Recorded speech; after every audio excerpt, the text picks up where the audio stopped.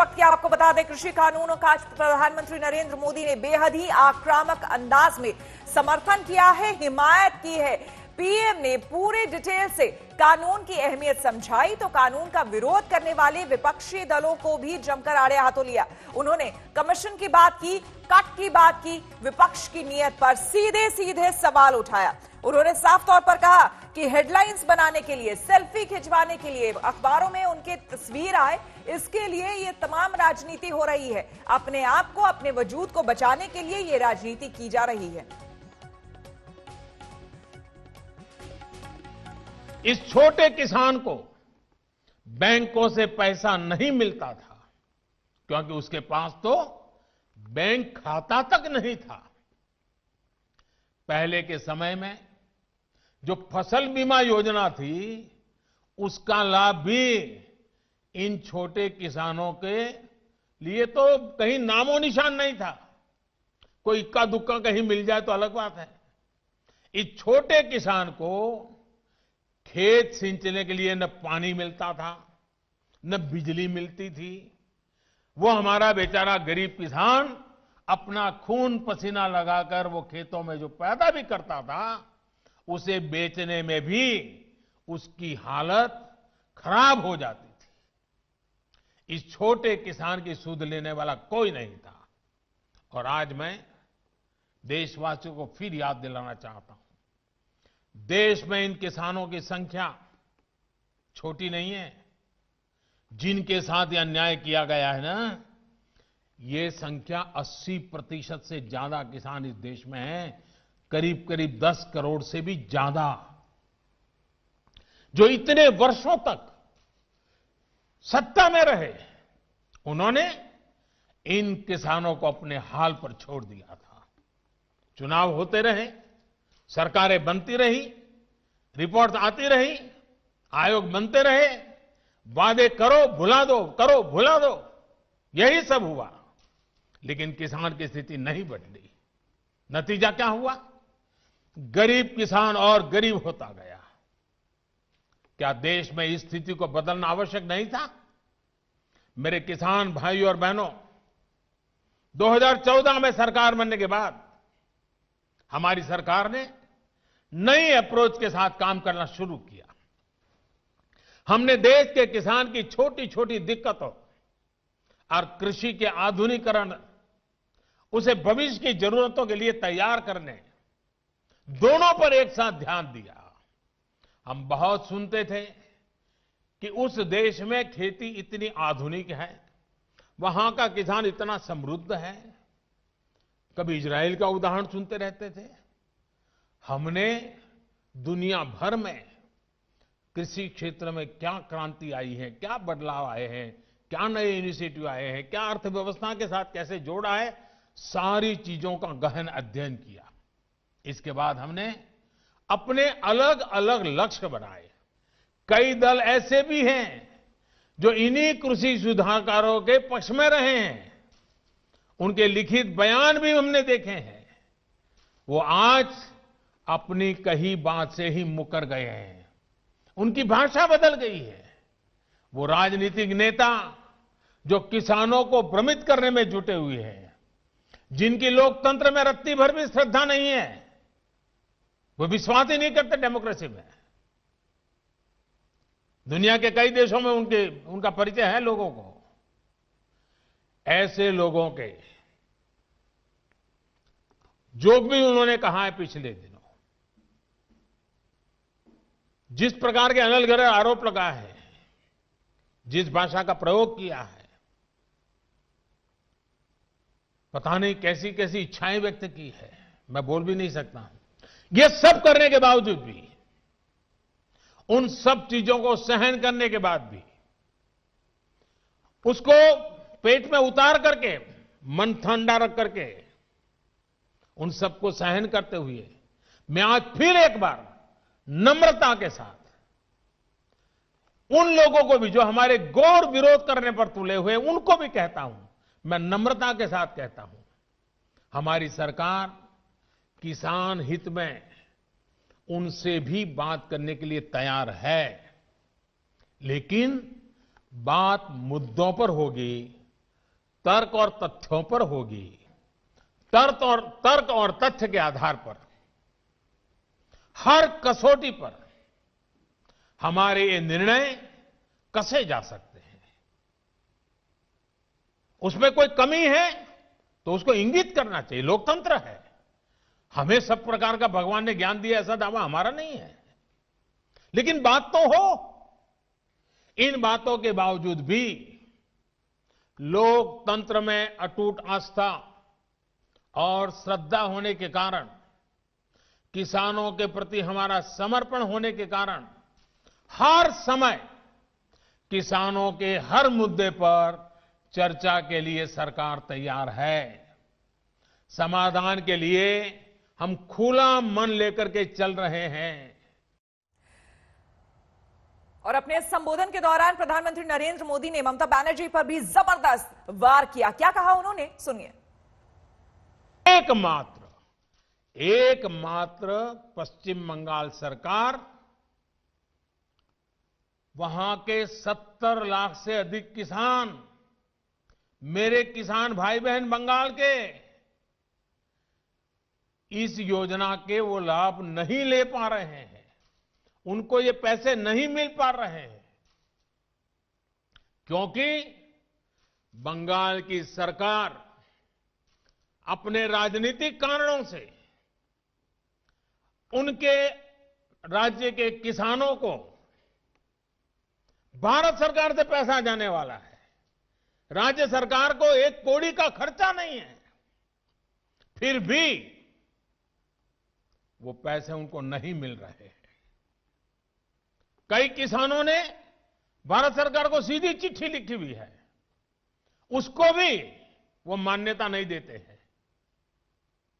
यानी आप कल्पना कर सकते हैं कितने लाखों किसानों ने लाभ लेने के लिए, योजना के लिए अर्जी की, ऑनलाइन आवेदन कर चुके हैं, लेकिन वहां की राज्य सरकार उसको भी अटका करके बैठ गई है। भाइयों बहनों, मैं हैरान हूं और ये बात मैं आज देशवासियों के सामने बड़े दर्द के साथ, बड़े पीड़ा के साथ कहना चाहता हूं। जो लोग 30-30 साल तक बंगाल में राज करते थे,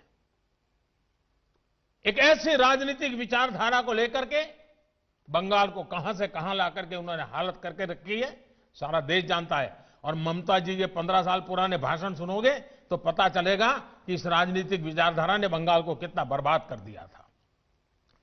अब ये कैसे लोग हैं? बंगाल में उनकी पार्टी है, उनका संगठन है, 30 साल सरकार चलाई है, कितने लोग होंगे उनके पास? एक बार भी इन लोगों ने किसानों को ये 2000 रुपया मिलने वाला कार्यक्रम है, बंगाल के अंदर कोई आंदोलन नहीं चलाया। अगर आल के दिल में किसानों के लिए इतना प्यार था, बंगाल में आपकी धरती है, तो आपने बंगाल में किसानों को न्याय दिलाने के लिए प्रधानमंत्री किसान सम्मान योजना के पैसे किसानों को मिले, इसके लिए क्यों आंदोलन नहीं किए? क्यों आपने कभी आवाज नहीं उठाई? और आप वहां से उठ करके पंजाब पहुंच गए, तब सवाल उठता है। और पश्चिम बंगाल की सरकार भी देखिए, अपने राज्य में इतना बड़ा किसानों को लाभ, 70 लाख किसानों को इतना धन मिले, हजारों करोड़ रुपया मिले, वो देने में उनको राजनीति आड़े आती है। लेकिन वही पंजाब जाकर के जो लोग के साथ वो बंगाल में लड़ाई लड़ते हैं, यहां आकर के उनसे गुपचुप करते हैं। क्या देश की जनता इस खेल को नहीं जानती है? क्या देश की जनता को इस खेल का पता नहीं है? जो आज विपक्ष में हैं, उनकी इस पर जुबान क्यों बंद हो गई है? और 4 संवाददाता हमारे साथ जुड़ गए हैं। हिमांशु मिश्रा महरौली से हमारे साथ जुड़ गए हैं, जहां पर गृह मंत्री अमित शाह थे। साथ ही साथ अशोक सिंघल हमारे साथ द्वारका से जुड़ गए हैं, जहां पर आपको बता दें रक्षा मंत्री राजनाथ सिंह मौजूद थे। और शिवेंद्र श्रीवास्तव हमारे साथ सीधे लखनऊ से जुड़ रहे हैं, जहां पर योगी आदित्यनाथ ने लोगों को संबोधित किया था। और साथ ही साथ आपको बता दें सिंगू बॉर्डर से जितेंद्र बहादुर सिंह हमारे संवाददाता जुड़ गए हैं सीधे हिमांशु के पास। हिमांशु, एक बहुत बड़ा, इनफैक्ट अगर यह कहें कि एक मेगा आयोजन किया गया था, 2500 से ज्यादा पूरे देश में एक तरह से चौपाल, किसान चौपाल सरकार की तरफ से लगाई गई। खुद प्रधानमंत्री का संबोधन, आप जिस जगह पर खड़ा है गृह मंत्री उतर आए वहां पर, क्या लगता है कोई हल निकलेगा, लोग सुनेंगे उनकी बात? देखिए, बिल्कुल बीजेपी ने ये पूरी कोशिश की कि इसको किसी तरीके से जो है जो डैमेज किया जा रहा है किसान संगठनों के द्वारा, कृषि कानूनों के खिलाफ जो आंदोलन चलाया गया है उसको लेकर अपनी बात जनता तक पहुंचाने के लिए, और इसीलिए 2500 से ज्यादा चौपाल की गई। तमाम केंद्रीय मंत्रियों से लेकर बीजेपी के नेता, सांसद, विधायक अलग अलग क्षेत्रों में रहे और उन्होंने प्रधानमंत्री नरेंद्र मोदी का जो संबोधन था और जो संवाद था किसानों के जरिए उसको सुनवाया। ये बात श्वेता कहने पड़ेगी कि प्रधानमंत्री नरेंद्र मोदी ने किसानों से वो बात कहलवाई कि जिन चीजों को लेकर किसान संगठन विरोध कर रहे हैं, आंदोलन कर रहे हैं, उनको लेकर क्या आपत्ति है या इन कृषि बिलों से उनको फायदा हो रहा है। तो किसानों ने ये तो कह दिया कि उनको फायदा हो रहा है। दूसरी तरफ प्रधानमंत्री नरेंद्र मोदी ने अपने भाषण के जरिए ये भी बताया कि पश्चिम बंगाल के अंदर 70 लाख किसानों को जो है वो किसान सम्मान निधि नहीं मिल रही है। लेकिन जो लोग यहाँ आंदोलन को पीछे से शह दे रहे हैं, जो पीछे से आंदोलन को चलाने की कोशिश कर रहे हैं, वो बंगाल के 70 लाख किसानों को किसान सम्मान निधि नहीं मिलने के लिए कोई आंदोलन नहीं किया। उन्होंने ये भी कहा कि इन किसानों का से संबंधित जो कानून है इसमें कोई भी कमी नहीं है। हो सकता है हमसे कोई भूल चूक हुई हो, कोई बात रह गई हो तो सुधार किया जा सकता है। आप आइए, हमसे बात कीजिए, हम बात करने के लिए तैयार हैं। लेकिन आंदोलन जो है उस पर कुछ लोग रोटियां सेक रहे हैं। उन्होंने रॉबर्ट वाड्रा पे भी जो है इशारों में जो है निशाना साध दिया और ये कह दिया कि देखिए जमीन के हथियाने का आरोप किन पर लगता था और वो आज क्या कह रहे हैं। तो ये कहा जा सकता है कि आंदोलनकारियों को संदेश गंभीर आरोप पश्चिम बंगाल सरकार पर भी लगाए हैं और विपक्ष पर भी प्रधानमंत्री नरेंद्र मोदी ने उठाए। आएंगे हिमांशु आपके पास, सीधे चलते हैं जितेंद्र बहादुर सिंह के पास। जितेंद्र, एक तरह से कह लीजिए कि आखिरी तौर पर खुद प्रधानमंत्री का चूंकि उतर जाना, गृह मंत्री का, रक्षा मंत्री का उतर जाना और उसके बाद इतना बड़ा प्रोग्राम करना, आप जहां पर खड़े हैं वहां पर सिंघू बॉर्डर पर सबसे पहले वहां पर किसान आए थे पंजाब और हरियाणा के, 30वां दिन आज भी डटे हुए हैं। इस मेगा कॉन्फ्रेंस और प्लान के बाद क्या कह रहे हैं वहां के किसान, सीधे उनकी जुबानी सुनाइए। बिल्कुल श्वेता, यहाँ पर जो किसान हैं आज 30वां दिन है और लगातार ये लोग आंदोलन कर रहे हैं। इनसे जानने की कोशिश करते हैं कि प्रधानमंत्री ने जो कहा है उस पर इन लोगों की क्या प्रतिक्रिया है। प्रधानमंत्री की तरफ से ये कहा गया है कि पॉलिटिकल पार्टीज गुमराह कर रही हैं। ये बिल जो है, ये तीनों कानून जो है वो किसानों के हित में है। ये बिल्कुल झूठ है। कोई पॉलिटिकल पार्टी गुमराह नहीं कर रही, क्योंकि किसानों ने किसी भी पॉलिटिकल पार्टी को जहां एंटर नहीं होने दिया। ये नरोल किसान है, किसानों की विचारधारा है, किसानों की जथेबंदी है और वो बड़ा सोच समझकर जो मांग कर रहे हैं। एक ही मांग है कि जो तीनों कानून लागू किए हैं उनको रद्द किया जाए। लेकिन प्रधानमंत्री ने जिस तरीके का वक्तव्य दिया है, ऐसे में तो ये नहीं लगता है कि तीनों जो कानून हैं वो वापस होंगे। कई पॉलिटिकल पार्टीज यहाँ मंच पर देखी गई, टीएमसी के सांसद भी कुछ आसपास यहाँ पर पहुंचे हुए थे।